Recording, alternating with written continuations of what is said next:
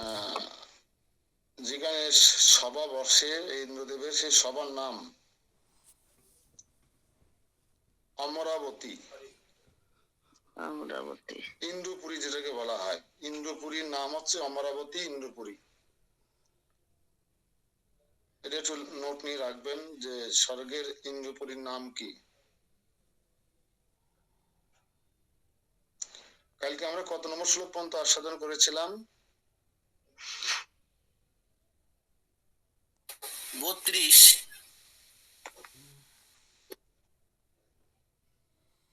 22, 23 হয়ে গেছে তো না? 32 32 32। 32 ঠিক আছে তো?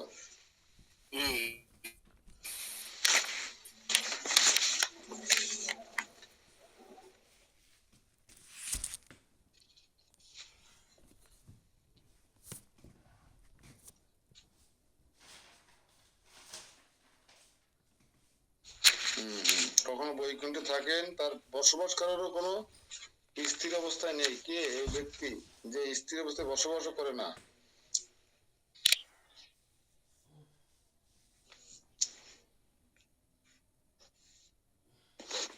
বৈকুণ্ঠে কে থাকে? বসবাসও করে না। এসে আমাদের বৈকুণ্ঠপতি নারায়ণ বা বৈকুণ্ঠপতি শ্রী বিষ্ণুর কথা বলা হচ্ছে। তার জন্ম হলো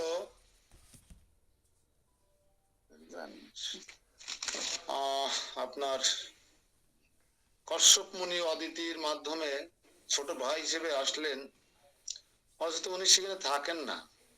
কোথায় থাকেন? বৈকুণ্ঠে থাকেন। এই আক্ষেপ করছেন ইন্দ্রদেব এই কারণে যে তার থাকার কথা ইন্দ্রপুরীতে, সে পূজা পাবে, পূজা অর্ঘ গ্রহণ করবে, তা না, সে তাকে বৈকুণ্ঠে আর সমস্ত এই অমরাপুরীকে অর্থাৎ ইন্দ্রপুরীকে শ্রীহীন করে সমস্ত তার ডাবল সৌন্দর্য সৃষ্টি করেছেন বৈকুণ্ঠ বাবুতে। এই জন্য কেউ স্বর্গের প্রতি আপনাদের মতো চালাক ভক্তরা আগ্রহী নয়। তারা বৈকুণ্ঠে যেতে চায় অনেকে, বৈকুণ্ঠ পর্যন্ত গেলেও অনেকে খুশি। আমি মোটামুটি খুশি, বৈকুণ্ঠে যেতে পারলেও মোটামুটি আমার একটা গতি হবে।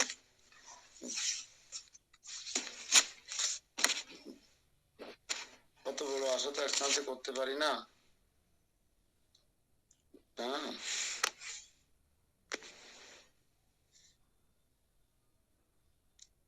তো আমরা শ্লোক নম্বর 33 দেখবো।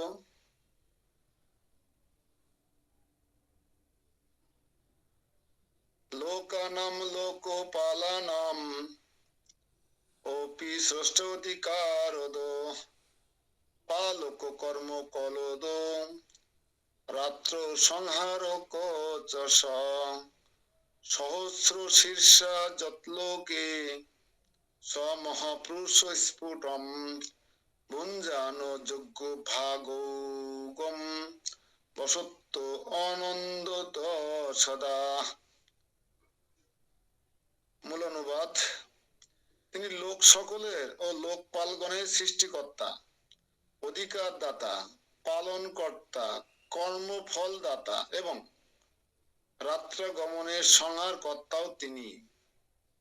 তাহার লোকে সহস্র সিদ্ধ মহাপুরুষ মূর্তিমান হইয়া সদা বিরাজমান রহিয়াছেন এবং সাক্ষাৎ যোগ্য ভাব গ্রহণ ও ভোজন করিয়া তল্লোক বাসীদিগকে আনন্দ প্রদান করিয়া থাকেন। এখন ভগবান বিষ্ণুর কিছুটা গুণকীর্তন এখানে আমরা পরিলক্ষিত হতে দেখেছি, যে এখন তিনি বলছেন যে এই বিষ্ণু বা এই আমার ছোট ভাই রূপে যিনি এসেছেন, ইনি হচ্ছে এই সকল লোক। লোক মানে কি? বিপ্লব প্রভু, লোক মানে কি? সকল লোক মানে কি? আমরা সবাই, সবার লোকপালগণের সৃষ্টিকর্তা। সকল লোক মানে কি? বিপ্লব প্রভু, সকল লোক মানে কি?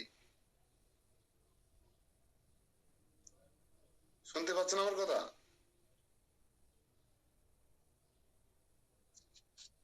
সকল লোক ও লোকপালগণের সৃষ্টিকর্তা। লোক মানে কি?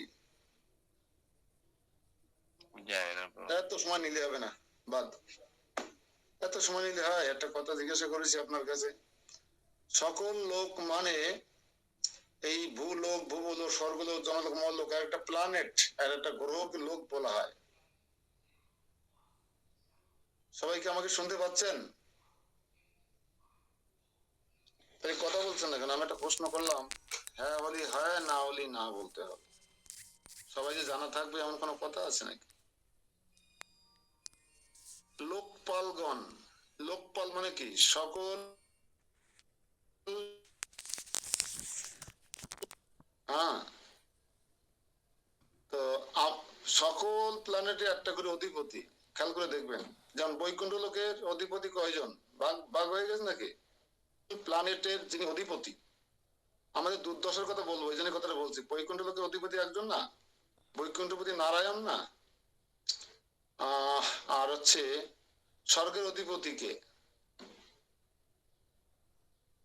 ইন্দ্র।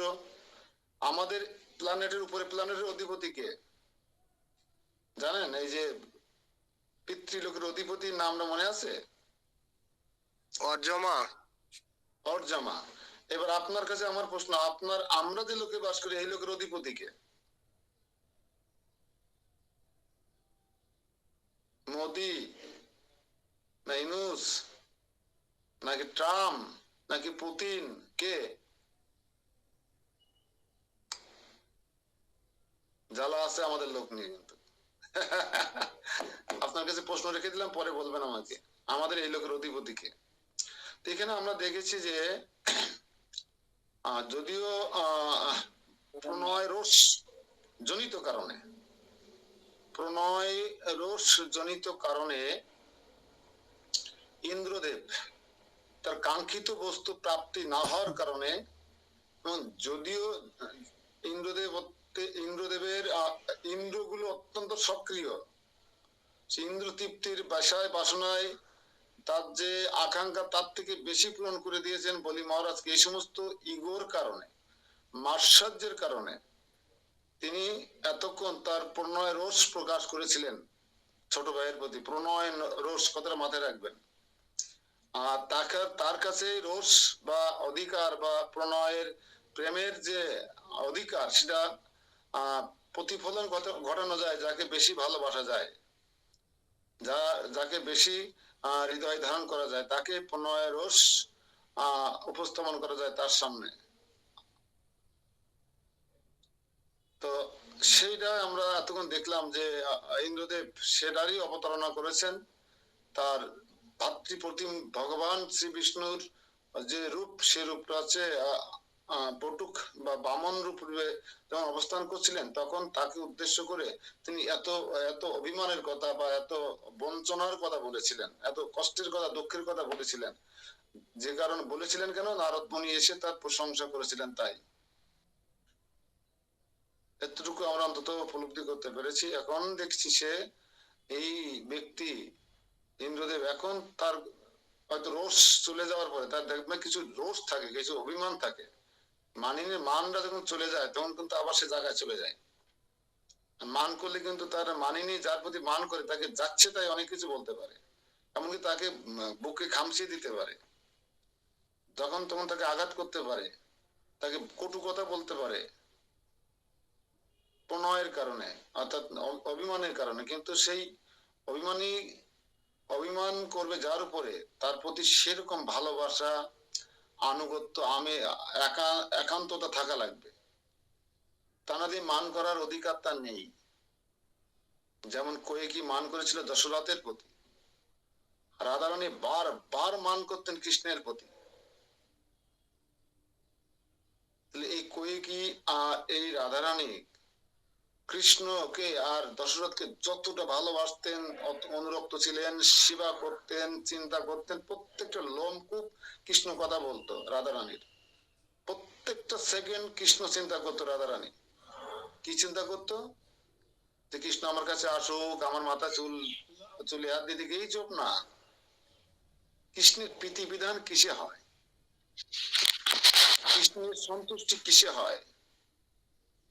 অপরূপা, তুমি ক্যামেরা অফ করতে পারো না? আমার কথা শুনো না কেন? আমি তো বলেছি সবাই ক্যামেরা অফ অন করে ক্লাস করতে হয়। কে কিভাবে ক্লাস শুনছেন আমারও ওটা দেখার একটা বিষয়।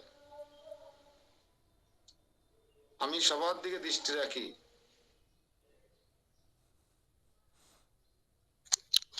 আরে কিন্তু সাউন্ড একটু কম হয়ে যাচ্ছে কেন? তা তো হওয়ার কথা না। আমি তো জোরে কথা বলি। কাঞ্চন বাবুর কথা শোনেন কি করে? কাঞ্চন বাবুর কথা শোনা যায় যদি, তাহলে আমার কথা শোনা যাবে এখন না। আবার কাঞ্চন বাবু থেকে না, এখন তো বড় শোনা যাচ্ছে না, এখন একটু কম আসছে। এখন শোনা যাচ্ছিল ভালো। আপনি মাইক অফ করেন, মনে হয় অসুবিধা হবে না। কাঞ্চন প্রভু যে কথা বলে আমি পাশে বসে তাই শুনতে পারি না, কিন্তু আমি তো অনেক জোরে কথা বলি প্রভু। আমি স্বাভাবিকভাবে জোরে কথা বলি। ঠিক আছে, তো আমরা দেখেছি যে এখন এসে যে ইন্দ্রদেব, কিন্তু অনেক গভীরের ব্যাপার স্যাপার। তো এখন তো আমরা একটা পর্যায়ে আলোচনা হচ্ছে এখানে, খুব গভীরের কথা এগুলো, যে ইন্দ্রদেব এখন ভগবান বিষ্ণুর গুণকীর্তন করছেন কেন? তার সেই রোষ বা তার সেই অভিমান চলে গেছে। তার যে মনে দুঃখ কষ্ট ডেলিভারি দিয়ে দিয়েছেন ইয়ের কাছে, নারদ মুনির কাছে। দেওয়ার পরে কি হয়েছে, এখন তার সে মনের কষ্ট চলে গেছে। এখন তিনি কিন্তু বলছেন লোকটা যাই হোক না কেন, আমার ভাই তো, যাই হোক না কেন, আমাকে যতই বঞ্চনা করুক, ও কিন্তু সমস্ত লোকপালদিকে সৃষ্টিকর্তা, অধিকার দাতা, পালন কর্তা, কর্মফল দাতা, রাত্র গমনে সংহার কর্তা। রাত্রে গমন মানে কি? মানে কলির সন্ধ্যায় বা এই ব্রহ্মার একদিনের শেষে যখন রাত্রি আসে তখন প্রলয় হয়, সে প্রলয় কর্তাও তিনি। তার লোকে, তার লোকে মানে কি? বৈকুণ্ঠ লোকে। লোক বলতে আমি আগে বলেছি একটা প্ল্যানেটকে বা একটা গ্রহকে একটা লোক বলে। সেই লোকে সহস্র সিদ্ধ মানে কি, হাজার হাজার মহাপুরুষ, জয় বিজয়ের মতন বা অন্যান্য যারা মুক্তি লাভ করে গেছে, অর্জুন বা মহামিম বিশ্ব বা এরকম যারা, সেখানে এই মহাপুরুষরা তার সেবা করবার জন্য সদা দণ্ডায়মান হয়ে অপেক্ষা করে আছে কখন আমাকে একটা সেবা দেবে। সাক্ষাৎ যোগ্যভাব গ্রহণ করে ভোজন করিয়া সেই সব লোকবাসী দিগকে তিনি আনন্দ প্রদান করিতেছেন। সবাই প্রশ্ন, ভগবান বিষ্ণু বা কৃষ্ণকে আমরা ভোগ নিবেদন করি না? সব লোকের মানুষরা করে কিনা? সেই ভোগ গ্রহণ করে, সেই যোগ্য ভাব গ্রহণ করে, যোগ্য বলা এটাকে, কিন্তু ভগবান আমাদেরকে আনন্দ দিচ্ছেন কিনা? কিন্তু আমরা আনন্দ পাচ্ছি। ভগবান ঠিকই আমাদের আনন্দ দিচ্ছে, কিন্তু আমরা আনন্দ পাচ্ছি না। কেন আমরা আনন্দ পাচ্ছি না? আমরা আনন্দ পাচ্ছি না কেন জানেন? আমাদের সেবা পূজা ঠিকঠাক মতো হচ্ছে না। আমরা সেই ভাবে ভাবিত হয়ে ভগবানেরকে পত্রং পুষ্পম ফলং তহং নিবেদন করতে পারছি না। এজন্য আমরা আনন্দ পাচ্ছি না সেবা করে ভগবানের। কিন্তু ভগবান যোগ্য ভাগ বা আপনার সেই ভোগ নৈবেদ্য গ্রহণ করে আমাদেরকে আনন্দ দেওয়ার চেষ্টা করছেন। যিনি আনন্দ পাওয়ার অধিকারী তিনি আনন্দ পাচ্ছেন। স্কন্দে পুরাণে উল্লেখ করা আছে, মনু দেবতা সকল, মনু পুত্রগণ, সুরেশগণ, ঋষিগণ শ্রীহরির অংশ অবতার। যাতে নিজ নিজ অধিকার বর্তমান থাকে তাহাই মনন্তর নামে প্রসিদ্ধ। মনন্তর অবতার, মনন্তর অবতার কাকে বলে? যাতে নিজ নিজ অধিকার বর্তমান থাকে তাহাই মনন্তর নামে প্রসিদ্ধ। অর্থাৎ এই রূপে তাহারা শ্রীহরি ষড়বিধ অবতার রূপে উক্ত হইয়া থাকেন। আসি ব্রহ্মার একটি মাত্র দিবসের পরিমাণ 4,000 দৈব যুগ, তার রাত্রিকালও সেই অবিরত 4,000 যুগ। এটা আমরা জানি, এটা আমরা আলোচনা করি যে ব্রহ্মার একদিন সমান কত আপনারা জানেন, এটা অনেক আগে আমরা শিখে ফেলেছি।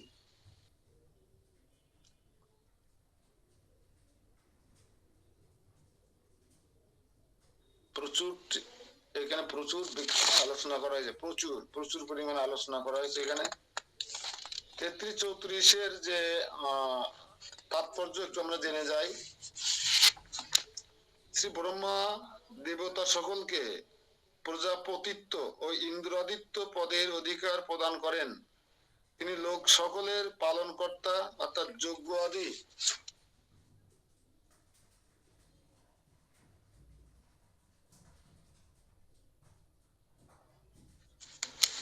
কি বোঝা বড় মুশকিল।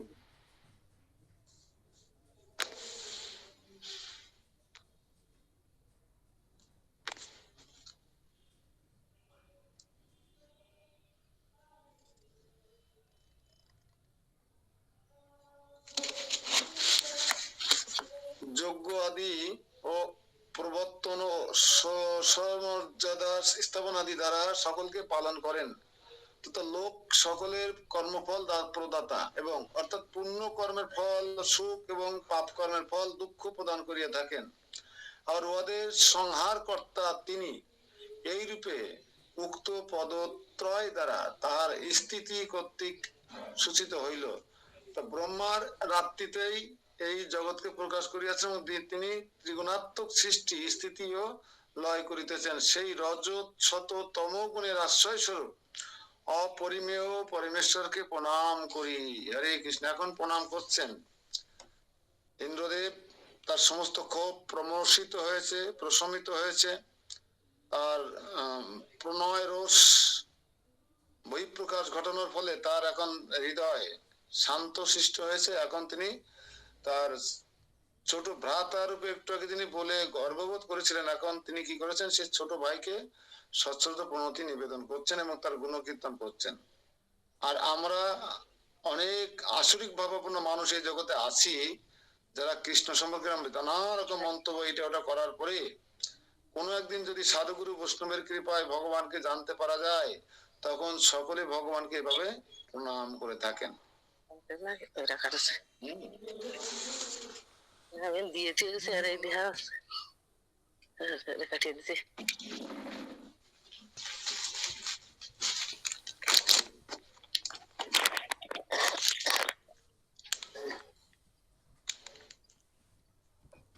কল্পনা মাতাজি আনমিউট করবেন না, তাহলে অন্যরা শুনতে পাবে না।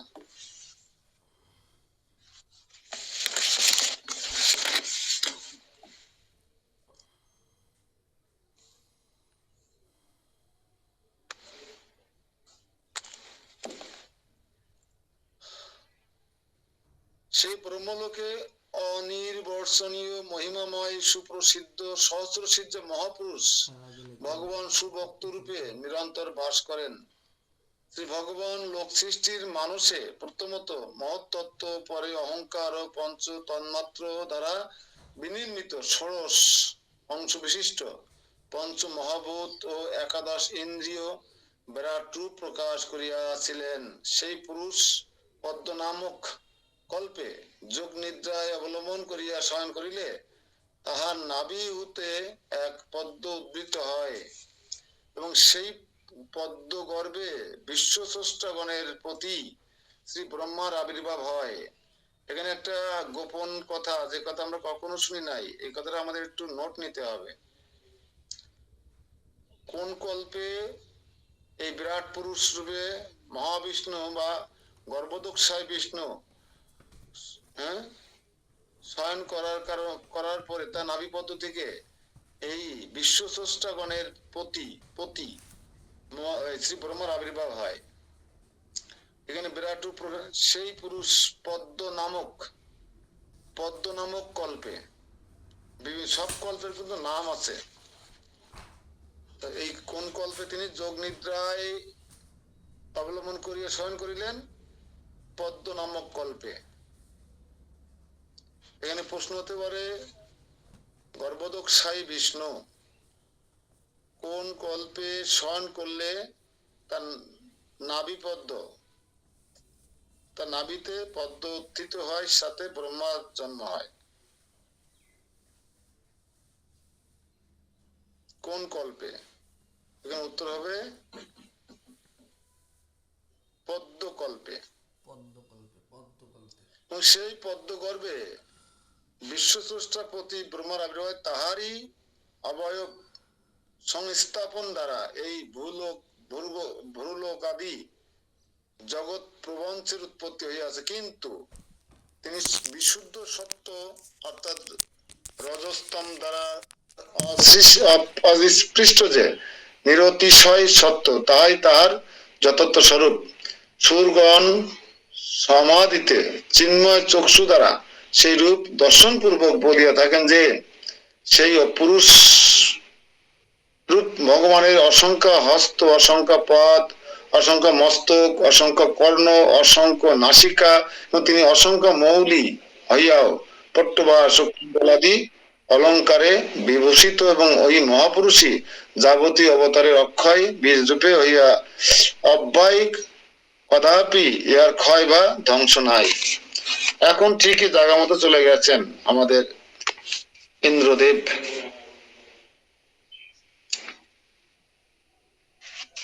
সে আদি পুরুষ কল্পে কল্পে আপনি আপন দ্বারা আপনাকে আপনাদের সৃজন পালন করিতেছেন। অনেকে প্রশ্ন করে, বিশেষ করে আপনাদের একটা উত্তর দিয়ে দিয়ে আজকে, যে আমাদেরকে যারা সৃষ্টি করেছেন যে ভগবান, সে ভগবানকে কে সৃষ্টি করেছেন? একটা প্রশ্নর সম্মুখীন আপনাদের প্রায় হতে হয় গ্রামগঞ্জে গিয়ে, হ্যাঁ কি না? দেখবেন এবার কলকাতায় যে সৎসঙ্গের বিশ্ব সম্মেলন ছিল, সেই সম্মেলনের মূল প্রতিপাদ্য বিষয় ছিল যে আমাদের যিনি সৃষ্টি করেছেন তাকে কে সৃষ্টি করেছেন। চিন্তা করা যায় কত প্রশ্নটা যে করছে তাকে বলতে আছে, চিন্তা ভাবনা নিয়ে সম্মেলন করলো।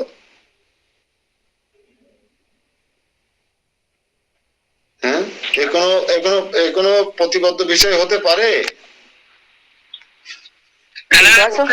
ওকে বলতে হবে তুমি সৃষ্টি করেছো ডার্লিং। হ্যাঁ, কি করে এদের এই চেতনা কত নিম্ন স্তরে, যে এই জগতের সবাইকে যিনি সৃষ্টি করেছেন যে ভগবান, সে ভগবানকে কে সৃষ্টি করেছে?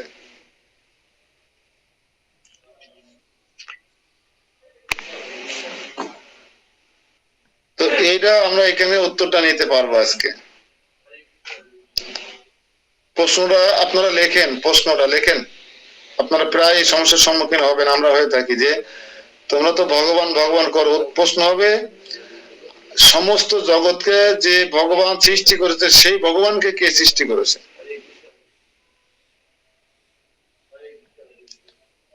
সৎসঙ্গের প্রশ্নের উত্তর দিয়ে দেবেন। আমরা এখানে এর উত্তর 96 বছর আগে সৃষ্টি করা হয়েছে, ছিল কোটি কোটি বছর আগেও। লিখবেন,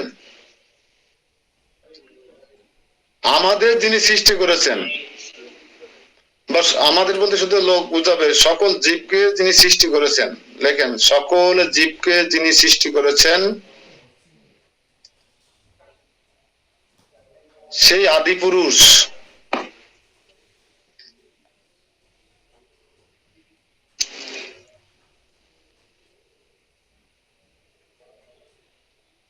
তনুশ্রী নীলজ্ঞা দেবী ক্লাসে আছে নাকি? সেই আদি পুরুষ কল্পে কল্পে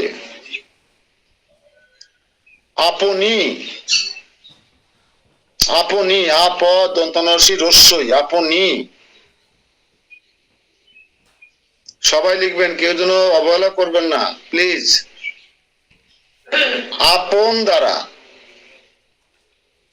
ফাইন উত্তর, যথার্থ উত্তর, আমার খুব ভালো লেগেছে।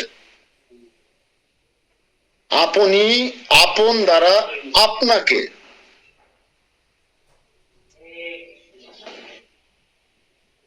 উত্তরটা দেখবেন কি সুন্দর লাগে। আপনি আপন দ্বারা আপনাকে আপনাতে সৃজন ও পালন করিতেছেন।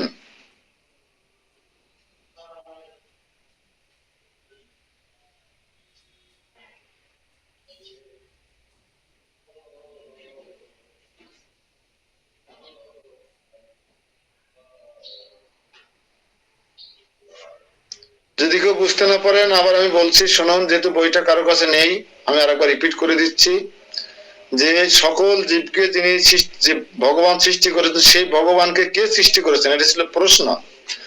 উত্তর হচ্ছে, সকল জীবকে যিনি সৃষ্টি করেছেন সেই আদি পুরুষ কল্পে কল্পে আপনি আপনা দ্বারা আপনাকে আপনাতে সৃজন ও পালন করিতেছেন। সব স্বয়ং নিজে সবকিছু করছেন, নিজেকে নিজে সৃষ্টি করছেন, সৃজন নিজেকে নিজে পালন করছেন। তার জন্য কারো প্রয়োজন হবে না, সময়ের অপেক্ষা করতে হবে না। উত্তরটাকে লিখতে পেরেছেন? উত্তরটা একটা পারফেক্ট উত্তর, কিন্তু একটা সুন্দর উত্তর।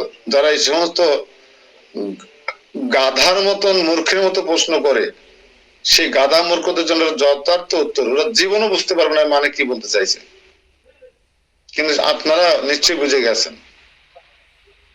তো ওই লোকগুলো এই উত্তরে সন্তুষ্ট হবে না, ওকে বলতে হবে যে তুমি তাহলে সৃষ্টি করেছো। তাহলে হয়তো খুশি আর হবে। এটা যদি তোমার পছন্দ না হয়, তাহলে তুমি আর তোমার স্ত্রী মিলে ভগবানকে সৃষ্টি করেছিলে।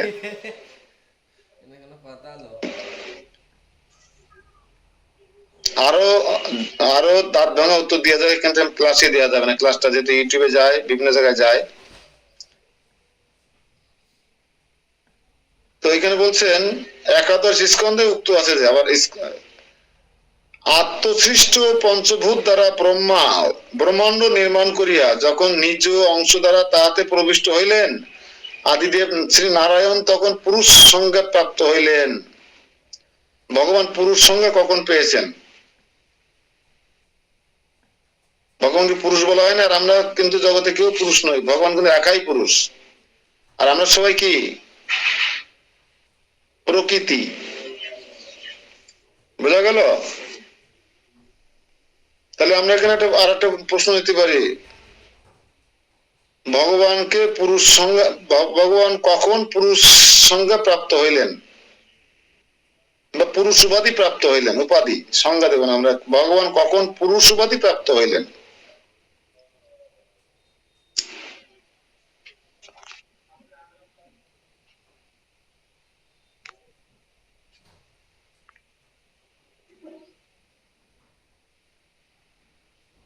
আচ্ছা, গায়ত্রী কালকে ক্যামেরা অন করলো, আজকে অন করেনি।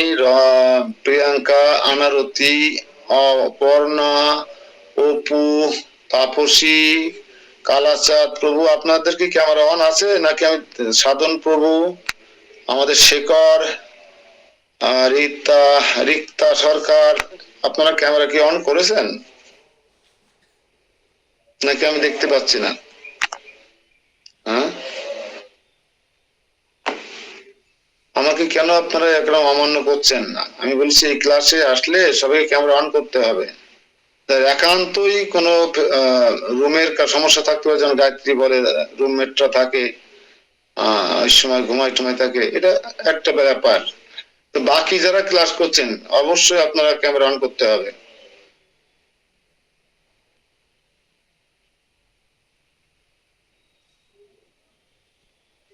প্রশ্নটা আমার মনে হয় সবাই লেখা হয়ে গেছে। প্রশ্নটা ছিল কখন কি ছিল প্রশ্নটা? পুরুষ, ভগবান পুরুষ উপাধি প্রাপ্ত হয়েছেন। ভগবান কখন হবে মাঝখানে? হ্যাঁ হ্যাঁ হ্যাঁ, উত্তর হচ্ছে আত্মসৃষ্টি। আত্মসৃষ্টি তো বুঝো, নিজেকে যখন সৃষ্টি, আত্মসৃষ্টি মানে নিজেকে সৃষ্টি। উত্তর হচ্ছে আত্মসৃষ্টি পঞ্চভূত দ্বারা ব্রহ্মাণ্ড নির্মাণ করিয়া, ব্রহ্মাণ্ড নির্মাণ করিয়া, ব্রহ্মাণ্ড নির্মাণ করিয়া যখন নিজ অংশ দ্বারা, নিজের অংশ দ্বারা তাহাতে প্রবিষ্ট হইলেন,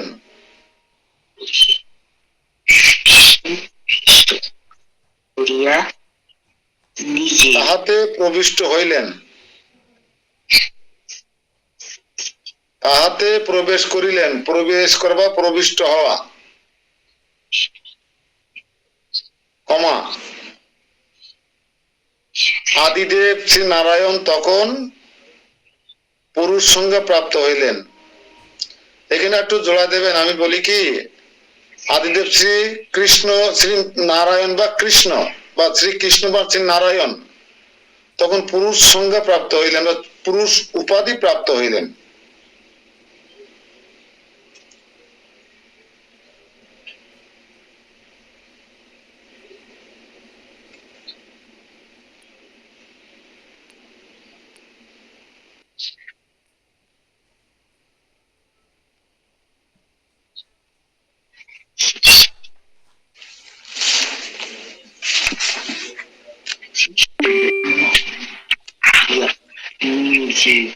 হ্যাঁ বলেন পুলিন বাবু।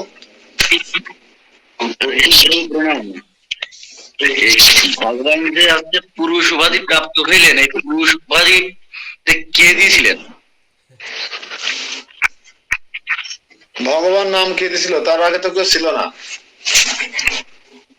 আমরাই দিছি।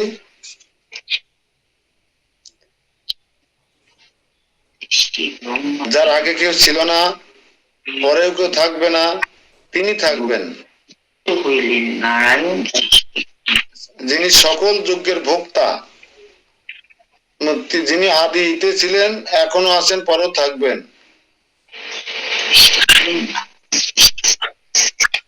এই আদিদেব বা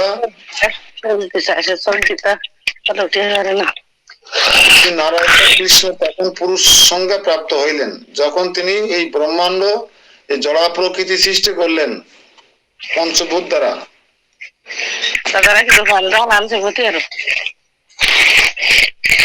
আচ্ছা, আনমিউট করে কে নিজের পারিবারিক কথা বলছেন? কে বুঝতে পারে না বিষয়গুলো, কে জানে? এগুলো নিয়ে আসো। কল্পনা মাতাজি। কল্পনা মাতাজি, হরে কৃষ্ণ। বলেন। ওই মাইক অন করে কথা বললে, পারিবারিক কথা বললে অন্য ডিস্টার্ব হয়, চলে আসছে তো, অফ করে রাখুন। আনমিউট করছেন কেন? আমার তো কথা বলার দরকার হলে হ্যান্ড হাত উঁচু করবেন, আর যদি তা না হয় তা আনমিউট করবেন না। আপনার পারিবারিক কথা সব রেকর্ড হয়ে যাচ্ছে, ওটা ফেসবুক ইউটিউবে চলে যাবে, ক্লাসের মানটা নষ্ট হয়ে যাবে। আপনি বুঝতে পেরেছেন আমার কথা? হ্যাঁ বেরোছি। তাহলে আনমিউট করবেন না প্রয়োজন ছাড়া, আর করার আগে আমার পারমিশন নেবেন, আমাকে হাত উঁচু করবেন, থাকতেই পারে কথা, হাত উঁচু করবেন। আমি 3 বার আপনাকে অফ করেছি, হয়তো বুঝতে পারেননি, আপনি বুঝতে পারছেন না তাই।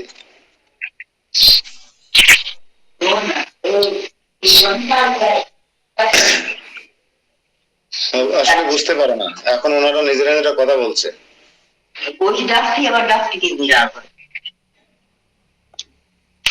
মরণ দশা মনে পাবো।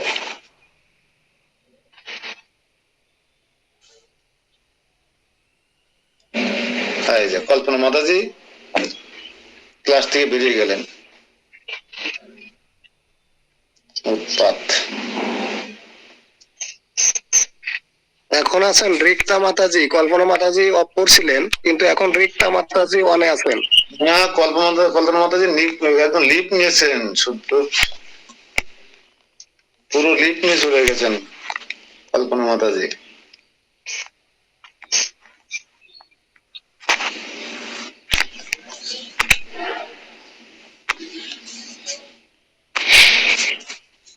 যাই হোক, অনেকে বুঝতে পারে না তো।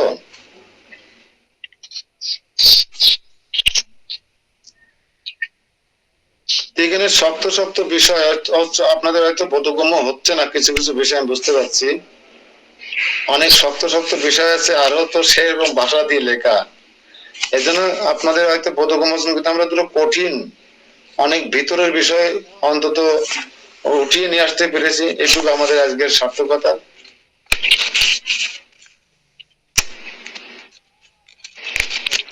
ভগবানের বিভিন্ন নাম আমরা দিই, বুঝছেন পুদিন প্রভু, শত সহস্র নাম কিন্তু আমরাই দিই। মুনি ঋষিরা, আচার্যরা, পিতা মাতা, এনারাই কিন্তু এই নামগুলো দেন। ভক্তরা, রাধা রানীরা এই নাম দিয়ে থাকেন। শ্রী ভগবান স্বেচ্ছায় নানা মূর্তি প্রকাট করিয়া লীলা করেন, নিজের ইচ্ছায় নানা মূর্তি ধারণ করেন। তার সেই নিত্য সিদ্ধ শ্রী যুগ মূর্তি জগতে প্রকাশিত হইলেই তাকে শাস্ত্রকারগণ অবতার বলেন। আর ভগবান তার নিজের প্রয়োজনে বা যে কোনো কারণে না স্বেচ্ছায়, নিজের ইচ্ছায় যে বিভিন্ন রূপে জগতে অবতীর্ণ হন, আর এই অবতীর্ণ করাকে শাস্ত্রকারেরা অবতার বলেন। এটাকে লেখার প্রয়োজন আছে, অবতার কাকে বলে? সেখানে একটা প্রশ্ন উত্তর হয়। আচ্ছা নেন, অবতার কাকে বলে একটা প্রশ্ন নেন, কারণ আমরা প্রাথমিক স্তরের মানুষের সাথে কথা বলি তো, অবতার নিয়ে কথা ওঠে অনেক সময়। অবতার কাকে বলে?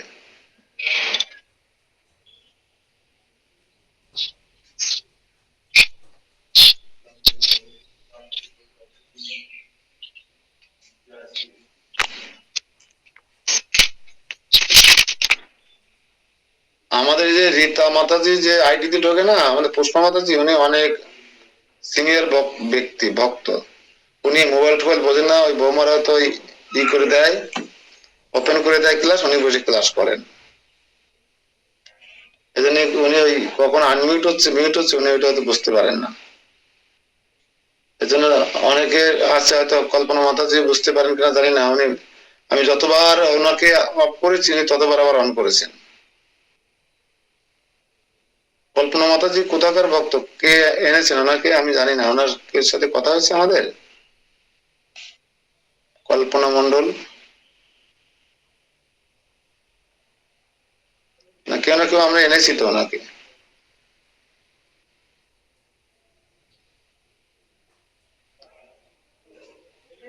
তাই এখানে আমাদের প্রশ্ন ছিল অবতার কাকে বলে, উত্তর নেন সবাই। শ্রী ভগবান স্বেচ্ছায় নানা মূর্তি প্রকট করিয়া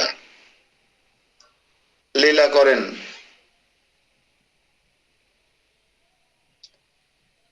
তাহার সেই নিত্য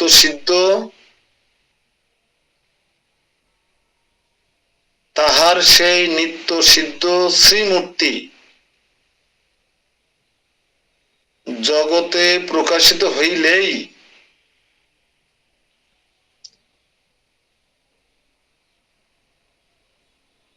তাহাকে শাস্ত্রকারগণ অবতার বলেন।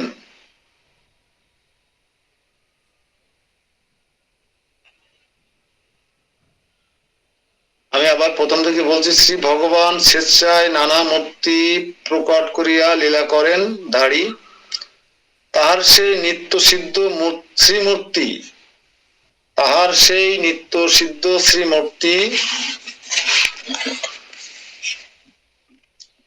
জগতে প্রকাশিত হইলেই রস্যই দেবেন, তাহাকে শাস্ত্রকারগণ অবতার বলেন। শেষ। অবতার কাকে বলে? কিন্তু এখানে আমি অন্যতা বলছি, আপনারা লিখবেন না। তাহার সকল অবতারের কার্য একরূপ নয়, মানে এক এক অবতারে কিন্তু এক এক রকম কার্য করেন। সব অবতারে এসে একরকম কাজ করেন না। কলিতে এসে একরকম কাজ করছেন, দাপরে এসে বাঁশি বাজাইছেন, আবার ঘুষি করেছেন, তীর্থা এসে তীর ধনুক ধরেছেন, হ্যাঁ, বামন দেব এসে ব্রহ্মাণ্ড ছিদ্র করে ফেলাইছেন, বলি মহারাজকে পাতালে পাঠিয়েছেন। অর্থাৎ এক এক রূপে আসার পরে এক এক রকম কার্য করে থাকেন। মৎস্য রূপে এসে তিনি সত্য রাজাকে, হ্যাঁ, সত্যজিৎ নাকি রাজাকে রক্ষা করেছিলেন, ধর্মকে রক্ষা করেছিলেন, সত্যব্রত। তাহলে ভগবান যে নানা রূপে লীলাবিলাস করতে আসেন, আর এসে কি একই রকম কাজ করেন না নানা রকম কাজ করেন? অর্থাৎ যে কল্পে বা যে যুগে যে কাজ করার প্রয়োজন তিনি সেই কাজটা করেন।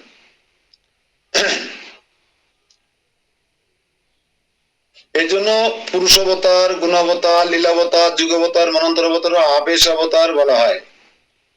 প্রশ্ন আবার এসে গেল, যেহেতু আপনারা অনেক পুরোনোতারা লিখছেন। মাম্পি বলে তো অবতার কয় প্রকার?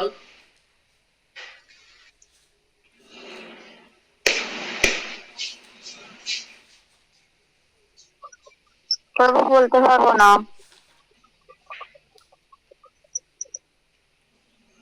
কে বলতে পারবে অবতার কয় প্রকার? পুরোনো যারা অনেকেই জানেন।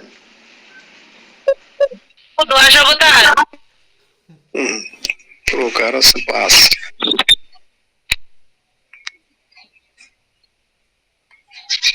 6 প্রকার। 6 প্রকার। লিখবো, পড়বো, জানবো, না মনে থাকে? 6 মাস আগে কি বলেছিলাম বলতে পারবো একটা? অবতার কয় প্রকার, কি কি? মাম্পি তুমি আমার বোনটাকে জয়েন করাতে পারো না? ওদের বলে কয়ে একটু গোসাইদের আজকে যাবা তো? প্রভু আপনার কথা যদি ওদের বলি তাহলে তো শোনে না, আমার আরো কথা অন্য বলো, কিছু আমি তোমাকে পাঠাইছি, এটা বলবা। সে তো বলি প্রভু, বললে ওরা আপনার কথা শোনে না, আর মানে অন্য কিছু বলে তাও শুনতে আমাদের রাগ হয় তখন।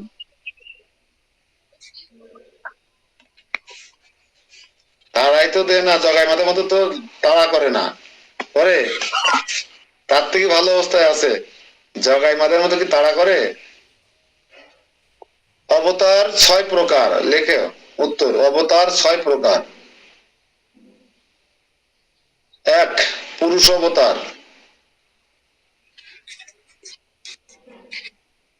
2, গুণ অবতার। গুণ অবতার একসাথে গসু মধ্যাহ্ন একার ব তয়াকার, আলাদা করে অলিকা লাগবে না, গুণের পরে একটা আকার দিলি অর কাজ হয়ে যাচ্ছে। গসু মধ্যাহ্ন একার ব তয়াকার, গুণ অবতার। 3, ওই একই রকম লীলা অবতার, লীলার পরে ব তয়াকার, লীলা অবতার। যুগের পরে আকার দিলি যুগ অবতার।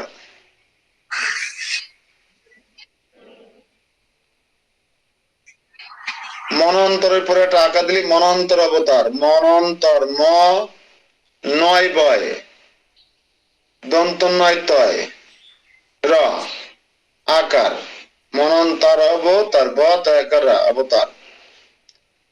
ম দন্ত নয় বয়, দন্ত নয় তয়, র আকার, ব তয়াকার, মনন্তর অবতার। এবং আবেশ বা সপ্তাবেশ আবেদা, যেটা বলেন আবেশ অবতার, লেখেন শুদ্ধ ভাষা, আবেশ বা সপ্তাবেশ অবতার।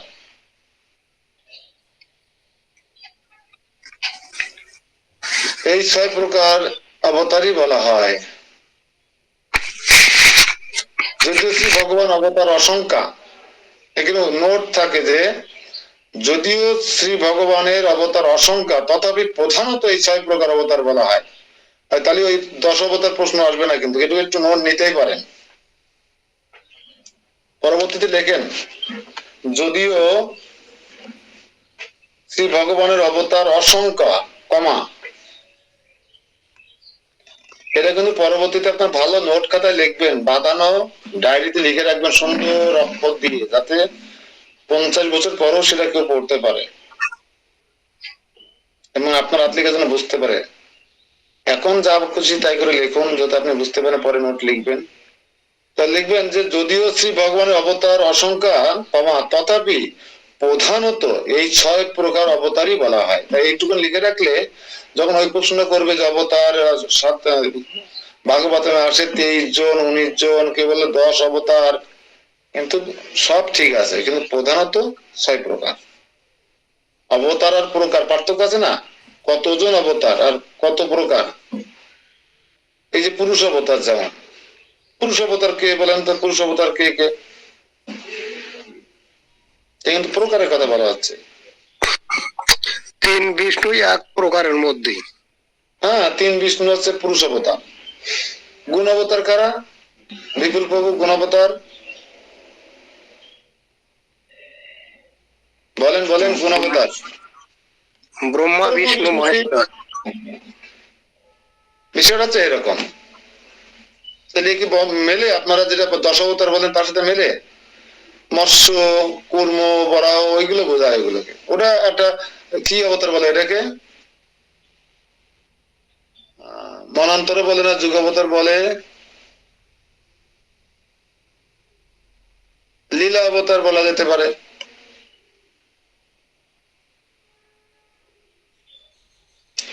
যাই হোক, ব্রহ্মা প্রকৃতির অন্তর্যামী, ব্রহ্মাণ্ডের অন্তর্যামী ও জীবের অন্তর্যামী, এই ত্রিবিধ শ্রী ভগবানের পুরুষ অবতার আমরা পাবো এখানে। দেখবেন, প্রকৃতির অন্তর্যামী, ব্রহ্মাণ্ডের অন্তর্যামী ও জীবের অন্তর্যামী, এই ত্রিবিধ শ্রী ভগবানের পুরুষ অবতার। বোঝেন কি বললাম আমি?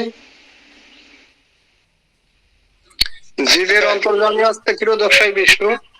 হ্যাঁ, আর ব্রহ্মাণ্ডের অন্তর্যামী হচ্ছে গর্ভদক্ষাই বিষ্ণু। গর্ভদক্ষাই। এরা সবাই বুঝবে না, কিন্তু কিন্তু এরা কিন্তু আইডিয়া করে নিতে হবে। আমরা যেহেতু আগে জানা আছে আমাদের, আর একটা কি বললাম, অন্তর্যামী বিষ্ণু অর্থাৎ মহাবিষ্ণু, অর্থাৎ প্রলয়কারী সমস্ত জীবকণা যার নিঃশ্বাসের মাধ্যমে তার গর্ভে প্রবেশ করে। এটা অত সহজ ভাষা, আমরা কত প্রাঞ্জল ভাষায় পাই না প্রবাদের গ্রন্থে, কত প্রাঞ্জল ভাষায় পাই, আর হচ্ছে বুঝতে গেলে আমাদের ওটা জানা আছে তাই একটু মাথায় আসলো।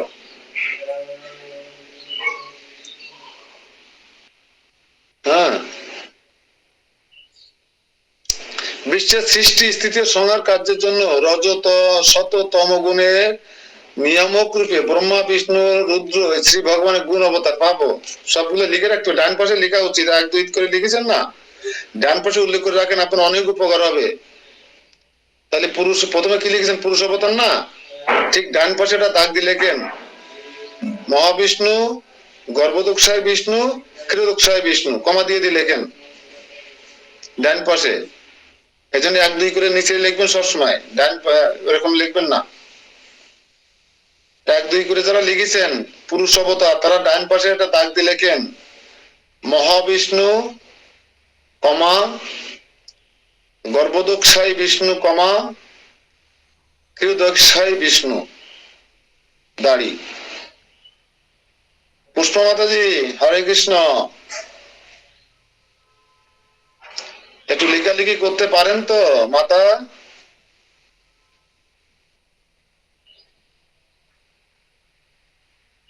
আমাদের ক্লাস হচ্ছে গভীরের ক্লাস, এর জন্য একটু লেখালেখি করলে মনে থাকবে, ঘষাঘষি করবেন যত, দেখাদেখি করবেন তত মনে রাখতে পারবেন। এরপরে কি বললাম, পুরুষ অবতার গেল, এবার গুণাবতার। গুণবতার দিয়ে ডান পাশে একটা দাগ দিয়ে লেখেন ব্রহ্মা বিষ্ণু ও রুদ্র।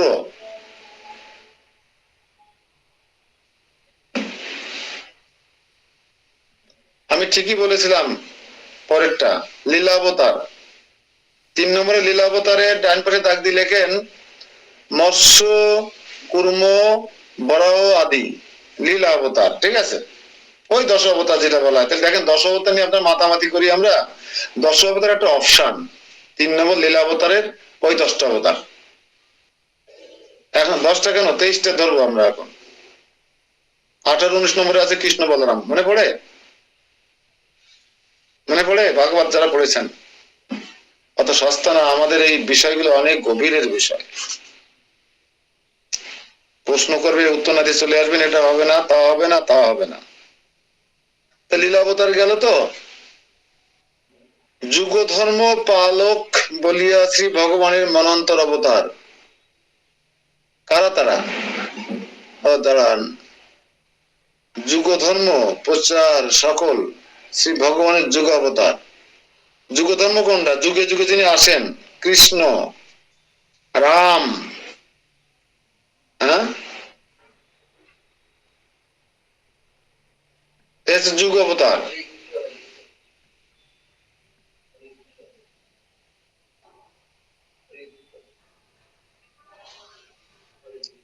হয়েছে যুগ অবতার।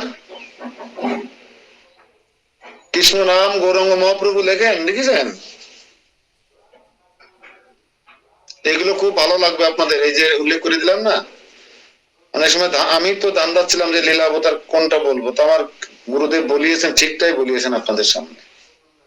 কারণ সবসময় তো স্মরণে থাকে না বা জানা থাকে না, আমরা তো সেরকম নই। সারাদিন বই কেটে আপনাদের সাথে যেটুকু পড়া হয় এটুকু আমার লাভ। তাহলে কি যুগ অবতার গেলে এবার লিখবেন মনন্তর অবতার, লিখেছেন না, ও ডান পাশে দাগ দিয়ে লেখেন কি নাম, অজিত সত্য সেন প্রভৃতি। এরা আছে মনন্তর পালক, তাই তাদেরকে মনন্তর অবতার বলা হয়। এর আর একটা বাকি থাকে নাকি? সেটা হচ্ছে সপ্তাবেশ অবতার। আবেশ অবতার বা সপ্তাবেশ অবতার একই বলেছিলাম না আমি? আবেশ অবতার বা সপ্তাবেশ অবতার লিখছেন তো, ওর ডান পাশে ডাক দিয়ে লেখেন নারদ, ব্যাসদেব, ইন্দ্রদেব, তারপর হচ্ছে পিতু মহারাজ, আর লিখবেন শ্রীবাস, এরা হচ্ছে শক্তাবেশ অবতার। দেখুন যখন আস্তে আস্তে আগাচ্ছি না, আমরা গাঢ় থেকে গাঢ়তর হচ্ছে। দুধ যেমন প্রথমে জাল দিলে কি ঘন হয়, দুধ বয়েল করতে করতে জ্বালাতে জ্বালাতে জ্বালাতে একসময় ঘন ক্ষীরে পরিণত হয়ে যায়। তা আমরা আস্তে আস্তে দেখেন গভীরতার দিকে আগাচ্ছি। সবাই ধ্যান দিয়ে ক্লাসটা করবেন, কি এমন নয় যে আপনি ক্লাসটা চালাই দিয়ে উঠান ঝাড়ু দেবেন, তাহলে আপনার কোনো লাভ হবে না। জীবনে তো সারা জীবন কলুর বলদের মতো গাদার খাটনি খাটবেন, কিন্তু কাজের কাজটুকু করে রাখুন। আধা ঘন্টা, 1 ঘন্টা, 2 ঘন্টা, এইটুক শুধু আপনার, এইটুক। আজকে শতাব্দী ক্লাসে আসেনি অপরূপা, তাহলে আমরা অবতার কয় প্রকার, কি কি, এবং সে অবতারের পরিচয় আমরা দিয়ে দিলাম। এটা আপনাদের এরপরে আপনারা অনেক তথ্য মানুষকে জানাতে পারবেন, ঠিক আছে? অতএব অবতার সকলের শ্রীমূর্তি ও কার্য পৃথক হইলেও তত্ত্ব পৃথক নয়, একই ভগবান লীলা কার্যের জন্য নানা মূর্তিতে প্রকাশিত করিয়া লীলা করেন। এখানে প্রশ্ন হইতে পারে যে শ্রী ভগবানের অনন্ত মূর্তি যদি তত্ত্বটি একই হয়, তো একই মূর্তি হইলেই তো হতো, এত মূর্তি ধারণ করার দরকার কি? আমরা সময় চিনতে পারি না, মানুষ বলে মনে করে অবজ্ঞা করি। হ্যাঁ, বিশ্বরূপ থাকলে তো হতো, এত মূর্তি ধারণ করার দরকার কি? প্রশ্ন হতে পারে অনেক সময়। উত্তর, শ্রী ভগবানের কৃপায় বোঝা যায় যে তাহার যেমন লীলা তেমনি শ্রীমূর্তি, এবং তার নামও তদ অনুরূপ।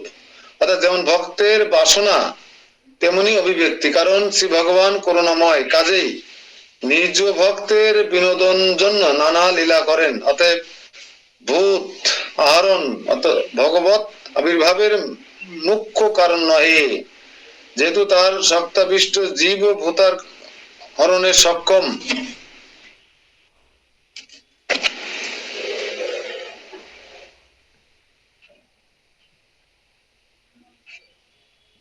তাহলে আমরা এখানে কি বুঝলাম? প্রশ্নটা করা হয় সেখানে যে শ্রী ভগবানের অনন্ত মূর্তি যদি তত্ত্বতে একই হয়, তবে একটি মূর্তি হইলেই তো হতো, অনন্ত মূর্তির প্রয়োজন কি? উত্তর হচ্ছে, আপনি ধরেন গৌরাঙ্গ রূপ আপনার অনেক পছন্দ, আপনি প্রার্থনা করলে ভগবান আমি আপনাকে গৌরাঙ্গ রূপে দর্শন করতে চাই, তখন ভগবান কি করবে? রাম রূপে আপনার সামনে আসবে, না আপনার মনোবাসনা পূর্ণ করবার জন্য সেই গৌরাঙ্গ রূপেই আসবে? কোনটা মনে হয়? গৌরাঙ্গ রূপে আসবেন। যারা রামের ভক্ত তারা ভগবানকে কোন রূপে দর্শন করতে চায়? রাম রূপে দর্শন করতে চায়। রামচন্দ্র ভগবান কোন রূপে আসবে? রাম রূপে আসবেন। আর আমরা অধিকাংশ যারা কৃষ্ণকে ভালোবাসি, কৃষ্ণ রূপ দর্শন করতে চাই, তো কোন কৃষ্ণ রূপে আপনার সামনে বাঁশিওয়ালা হয়ে আসবে, বাঁশি শুনবেন? তাহলে কৃষ্ণ যে নানা রূপে মূর্তি ধারণ করে, নানা তত্ত্ব তো কিন্তু কৃষ্ণ এক, সমস্ত ভগবান ভগবান এক, কিন্তু নানা ভাবে নানা রূপে নিজেকে প্রকাশ করেন। এখানে প্রশ্ন, দরকার কি? একটা রূপই থাকলে তো ভালো হতো, কিন্তু ভগবান এখানে বলছেন না, যে ভক্ত আমাকে যেভাবে দর্শন করতে চায় আমি তার সেইভাবে তাকে দর্শন দান করি। মহাপ্রভু তাই করেছেন। দেখবেন যখন শিবাস অঙ্গনে, আমি খুব টাইম কত হলো দেখিনি এখন, শিবাস অঙ্গনে যখন মহাপ্রভু নিত্য উদ্ধন্দ নিত্য কীর্তন করে সক্তাবে মানে অষ্টসাথী বিকারগ্রস্ত হয়ে, তখন তিনি ভগবান বিষ্ণুর যে খট্টাঙ্গ অর্থাৎ বেদী, বেদীকে খট্টাঙ্গ বলা হয়, কিন্তু এই বেদীতে অভিষেক করে বলছে আমার অভিষেক করো। বোঝা গেল? ভগবান বলছে আমাকে অভিষেক করো। এইবার বলরাম তো সবাই ভগবান অভিষেক করলেন, মালা চন্দন পরালেন, পরানোর পরে এবার বলছে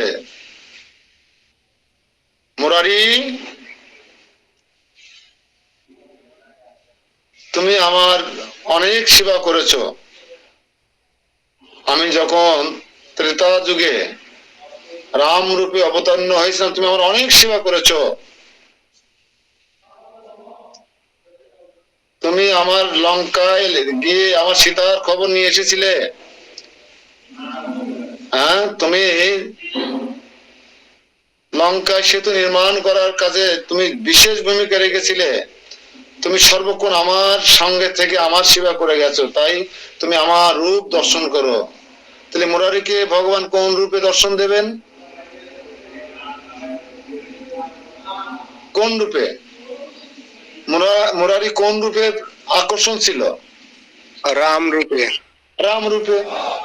এবার যদি আপনি বলেন না কি দরকার, একটা রূপ থাকলে তো হয়, তো মুরারির তো কৃষ্ণ রূপ ভালো লাগে না, শ্রীবাস ঠাকুরের তো কৃষ্ণ রূপ ভালো লাগে না, রাম রূপ ভালো লাগে না, গৌরাঙ্গ রূপ ভালো লাগে, হরিদাস ঠাকুরের তো ওই বলরাম রূপ ভালো লাগে না, কিন্তু মহাপ্রভু রূপ শ্রীকৃষ্ণ চৈতন্য রূপ তার ভালো লাগে। এই জন্য আমাদের যে যে রূপের প্রতি আকৃষ্ট আমরা, সে আমাদের মনোবাসনা পূর্ণ করবার জন্য ভগবান এই নানা মূর্তি নিজেকে প্রকাশ করে লীলাবিলাস করেন। এর উত্তর হচ্ছে, এটি প্রশ্ন এখানে নিলে ভালো হয়, এটা পিএইচডির ক্লাসের প্রশ্ন, কিন্তু এরকম প্রশ্ন আসবে না সচরাচর, কিন্তু পাবেন না, ভাগবতমে পাবেন না, গীতাতেও পাবেন না। প্রশ্ন হচ্ছে,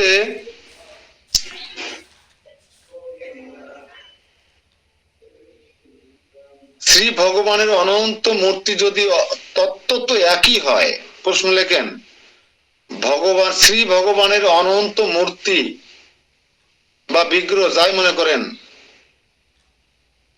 বা রূপ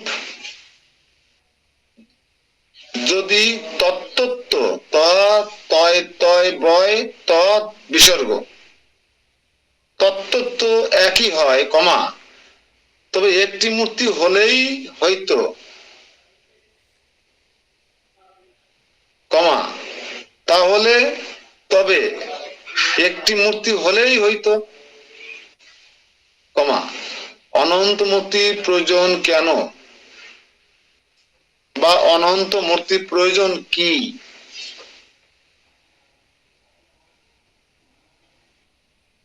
লিখতে পারবেন না? নিজেদের মেধা দিয়ে যা আলোচনা করলাম এতক্ষণ নিজেদের মতো করে সাজিয়ে লিখতে পারবেন না? না আমি সাজিয়ে দেব?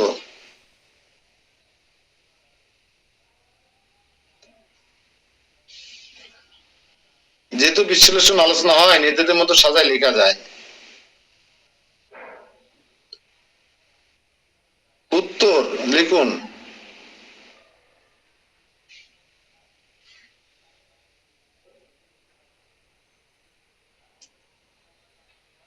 শ্রী ভগবানের কৃপায় তার যেমন লীলা তেমনি মূর্তি, তেমনি শ্রীমূর্তি, এবং তার ধামও তদ অনুরূপ। যেমন নারায়ণ রূপে ভগবান যে মূর্তি, অনেক আছেন নারায়ণ, দক্ষিণ ভারতের সবাই নারায়ণের পূজা করে না, লক্ষ্মী নারায়ণের, হ্যাঁ করে কিনা?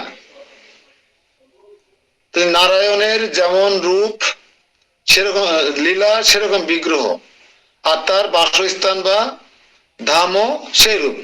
যেমন বৈকুণ্ঠপতি নারায়ণ, লক্ষ্মীপতি শ্রীকৃষ্ণ গোলক বৃন্দাবন, রামচন্দ্র অযোধ্যা, মহাপ্রভু মায়াপুর, নৃসিংহদেব রাজস্থান।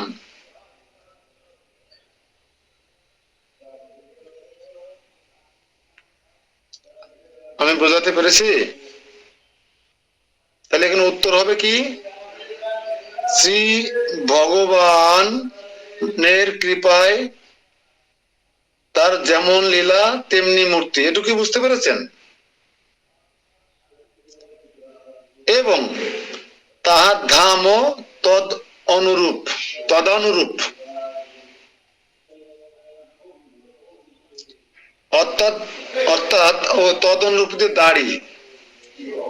আমি আবার বলছি, শ্রী ভগবানের কৃপায় তার যেমন লীলা কমা তেমনি শ্রীমূর্তি, এবং তার ধামও তদ অনুরূপ দাড়ি। অর্থাৎ যেমন ভক্তের বাসনা তেমনি অভিব্যক্তি। ভগবানের ভক্তরা ভগবানের যে রূপের বাসনা করেন, এভাবে সহজ ভাষায় লেখেন, ভগবানের ভক্তরা তার যে রূপের বাসনা করেন, ভগবান তেমনি তার অভিব্যক্তি পূরণ করে সেই রূপ ধারণ করেন। কারণ শ্রী ভগবান করুণাময়।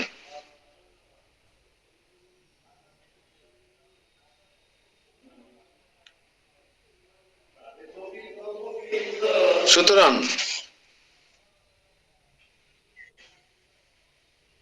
লিখছেন, যেহেতু শ্রী ভগবান করুণাময়, দেখেছেন, যেহেতু শ্রী ভগবান করুণাময়, কাজেই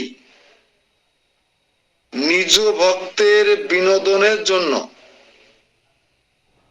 নানা লীলা করেন, নানা রূপে অবতীর্ণ হন।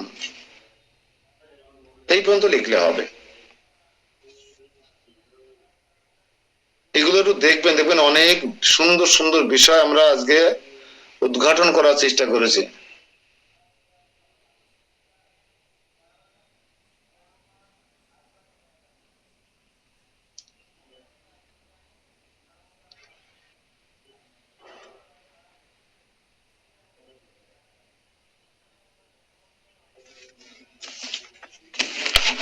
তো ঠিক আছে, আমরা আজকে 33-34 নম্বর শ্লোকের আলোকে বিশদ গভীরতার দর্শন করলাম এবং নানা তথ্যপত্র আমাদের স্বল্প মেধা স্বল্প বুদ্ধি দ্বারা যতটুকু সম্ভব হয়েছে আমরা তার নির্যাস নোট করলাম। এখন এটা যদি আপনার সন্ধ্যের সময় শুয়ে রাতে শুয়ে যদি একবার দেখেন বা আরেকবার লেখেন,